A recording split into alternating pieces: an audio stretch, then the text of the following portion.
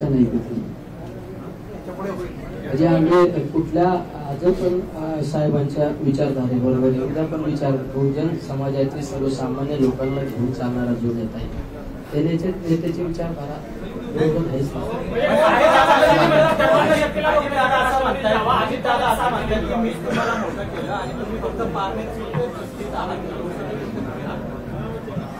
आज मी पुस्तक प्रकाशनासाठी आलेलो आहे.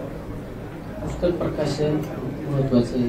राजकीय गोष्टीला चर्चा करण्यापेक्षा साहेबांच्या शेजारी बसलेले साहेबांची विचारधारा माझ्या आज पण होती, काल पण, उद्या पण असणारी, काल पण होती.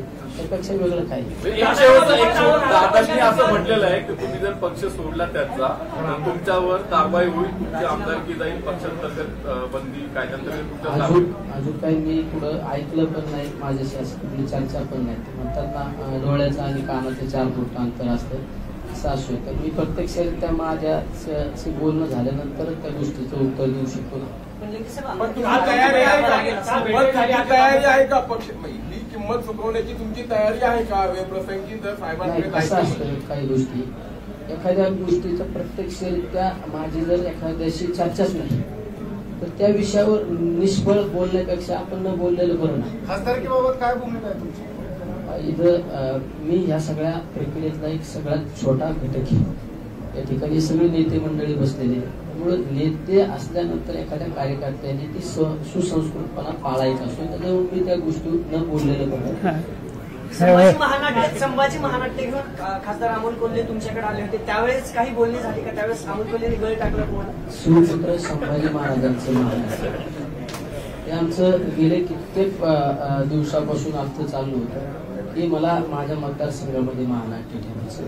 कधी कधी त्यांच्या तारखा ऍडजस्ट होत नव्हत्या आणि त्यांची आणि आमची तुम्ही जर मागचा इतिहास पाहिला 2019च्या आधीचा आम्ही एकत्र होतो. आमचे एक वेगळे संबंध एकदम भावासारखे संबंध नेहमी अधिकाराने एकमेकाला या ठिकाणी आम्ही अधिकारवाणी सांगण्याचं काम करतो.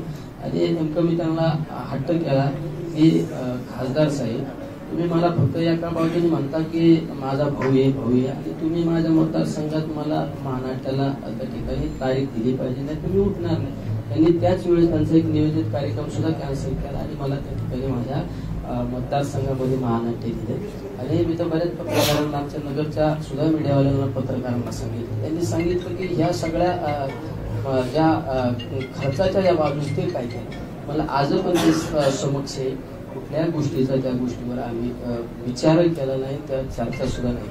एक प्रश्न, आता तुम्ही या ठिकाणी आलेला आहात, पवार साहेबांच्या पक्षाचे सर्व नगर जिल्ह्यातले नेते तुमच्या बरोबर आहेत. अजित पवार यांच्या पक्षातलं कोणीच दिसत नाही. आम्ही सगळे बरोबरच आहेत ना. तुमच्या हातात घड्याळ आहे का तुतारी आहे? कन्फ्युजन अजून आहे की आदरणीय साहेब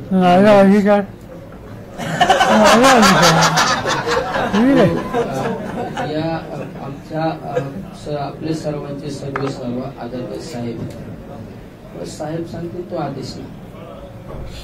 साहेबांनी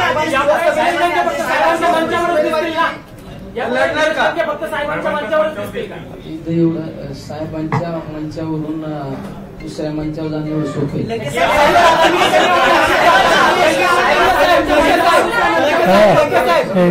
अजित दादांनी वेगळी भूमिका घेतल्यानंतर तुम्ही अजितदादांसोबत गेला होतात का की साहेबांसोबत होता?